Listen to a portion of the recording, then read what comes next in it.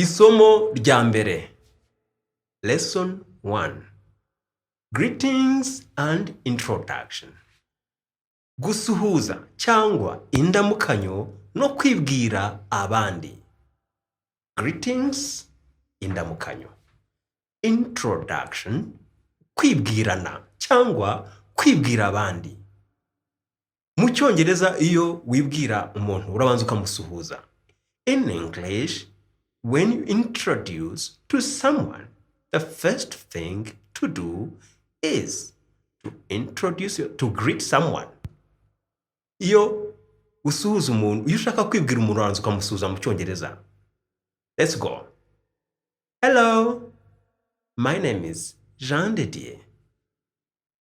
Muraho, nitwa Jean de Dieu. Hi, I am John. Muraho, nanjye nitwa Yohani. Ibyo iyo birangiye mugaragaza ko mwishimiranye. Katubanze twongere dusubiremo uwo mwitozo. Hello, my name is Jean de Dieu. Ariko kukuri umutangizi banza wumve neza. Ntabwo tugenda twirukanka iyo tugitangira.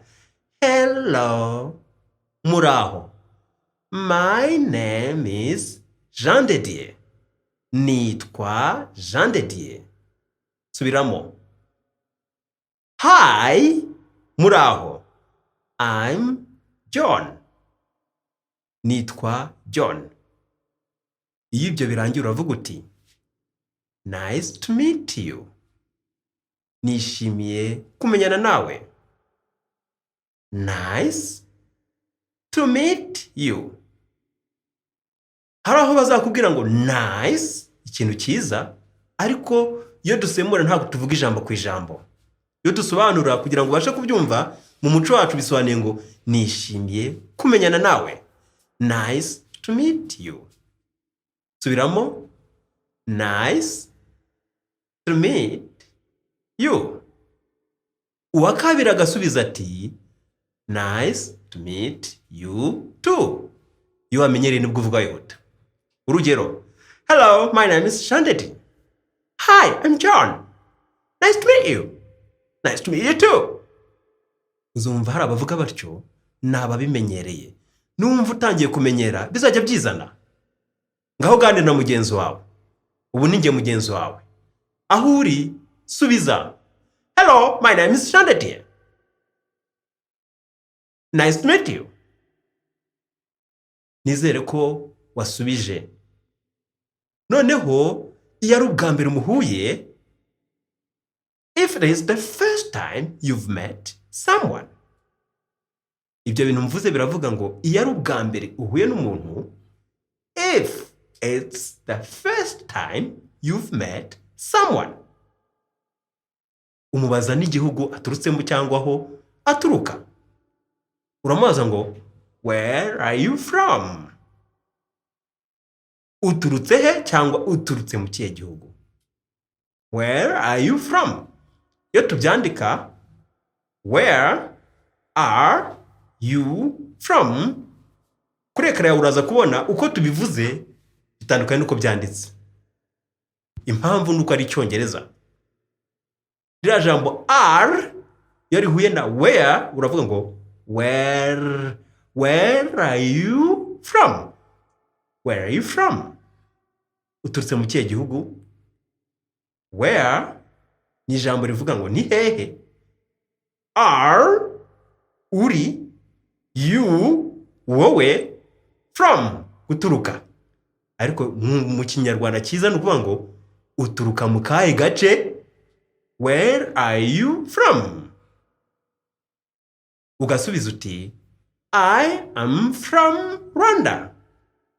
Niba uri muri Congo uzavuga uti I am from Congo.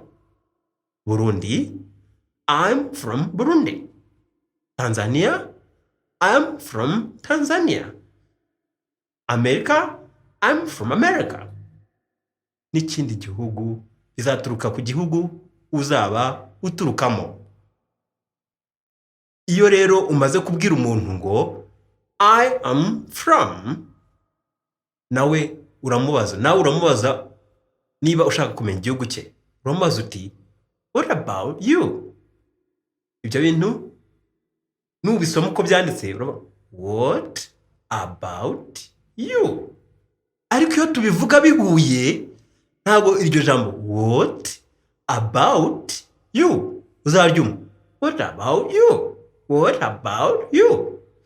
Impamvu tuvuze ngo what about you ntibyumvikanye nk'uko byanditse what about you, nuko iyo t iri inyuma ya buri jambo bayita weak, niyumvikana. What about you? Nawe agasubiza ati I'm from, agashyiraho igihugu. Where are you from? Where are you from? Banza bisubiremo. Where are you from? Ntuzavuga ngo where are you from? Huza, harimo icyo bita liyezo cyangwa guhuza. Where are you from? Niba uri kumwe na mugenzi wawe mubaze ngo where are you from? Ngaho nawe nagusubize ngo I'm from. Kuki tutavuze ngo I am from? Imivugire n'imyandikire mu Cyongereza biratandukana. Uko wanditse ngo I am, ntabwo ari nako ubivuga. Dukunze kuvuga iriya a itariho. Aho gusoma ngo I am, usoma I'm. Vuga I, bumva iminwa yawe uvuge I'm from Rwanda. Subiramo I'm from Rwanda. Vuga I, bumva iminwa uvuge I'm from Rwanda. Vuze iki? Turutse mu gihugu cy'u Rwanda. What about you? Mwibuke ko muri babiri wa wundi wabajije ngo where are you from? Nagusubiza ngo I'm from Rwanda, aturuka mu Rwanda, nawe ahita kubaza ngo what about you? Ariko uri bwibaza uti ko mbona handitse what kandi ukaba bavuze what. A iri kumwe na wa ihinduka o. Mu Kinyarwanda abizi Kinyarwanda uko bivuga, no mu Cyongereza rero nuko akomuza. Sorry. What about you? What about you? Kubera ko utari wabimenya banza uvuge gutyo ngo what about you? Mugenzi wawe rero areta asubiramo nawe avuga ngo I'm from Tanzania. Noneho rero reka duhere hejuru turebe ugenda usubiza aho wicaye. Ningusuhuza nawe uransuhuza, ninkwibwira nawe uranyibwira, na biriya bibazo ugenda ubisubiza. Hello, my name is Chandedier. Nizere ko wanyibwiye. Where are you from? Nizere ko wansubije. Nanjye reka ngusubize. I'm from Rwanda. Noneho turasoje, ngiye kukubwira ijambo rya nyuma. Nice to meet you. Nawe subiza. Aha, noneho umwitozo. Exercise 1. Ngiye gusubiza wowe umbaze. Hello, I am John.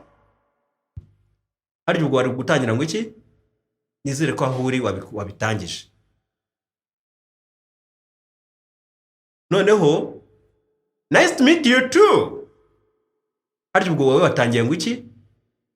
Ngiye ndagusubije wowe wambajije ngo wambwiye ngo iki? Ono mwitozo. I'm from Rwanda. Wambajije ngo iki? Nizere ko wambajije. I'm from Rwanda too. Uwo rero ni igihe yavuze ngo iki? Numwe wasubije ariko akongera akabaza, nawe akabaza ngo wowe se what about you?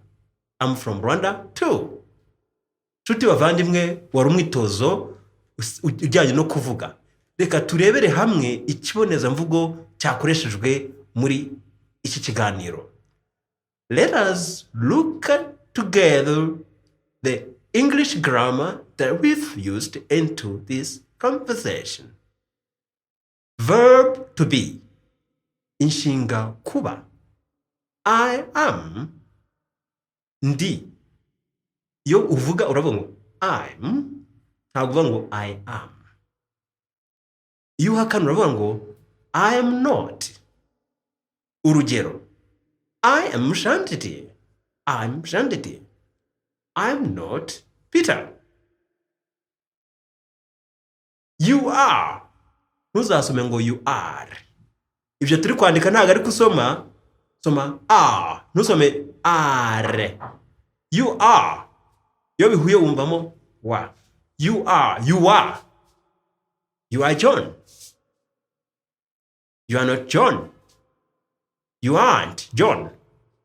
Ntabwo uri John. Umugabo. He is. He's not. Isn't. He's Peter. Isn't John. He's not John. Umugore. She's. She's Alice. She's not Anita. She isn't Anita. Ikintu. Ikintu. It is. It is. It is. It's a handkerchief. It is a handkerchief. It isn't a paper. We are. Turi. We are Rwandan. We aren't Congolese. Turi Abanyarwanda. Turi Abakongomani. You are. Muri. You are Americans. You aren't Rwandans. Muri Abanyamerika ni muri Abanyarwanda. They are. Bari. They are outside. Bari hanze. They aren't inside. Ntibari imbere. Uwo niyo cyo nicyo cyabonezamvugo cyakoreshejwemo hano. English verb to be. Auxiliary verb to be. Reka dusoreze hano, ubutaha tuzareba isomo rikurikira. Izindi ndamukanyo ugomba kwitaho muri ikibonezamvugo. Iyo ari mu gitondo turavuga ngo good morning. Nyuma ya saa sita good afternoon. Nimugoroba good evening. Good evening. Wabaza umuntu amakuru ukamubaza ngo how are you? Amakuru yari meza aravuga ngo I'm good. How are you? Nawe akagusubiza. Ubutaha tuzarebera hamwe mwitozo ukuyemo izo ndamukanyo zindi. Isomo ryacu rya mbere naho rirangiriye. Our English lesson number 1 is flown away. Thanks for watching. See you next time. Mwakoze kudukurikira. Naho ubutaha.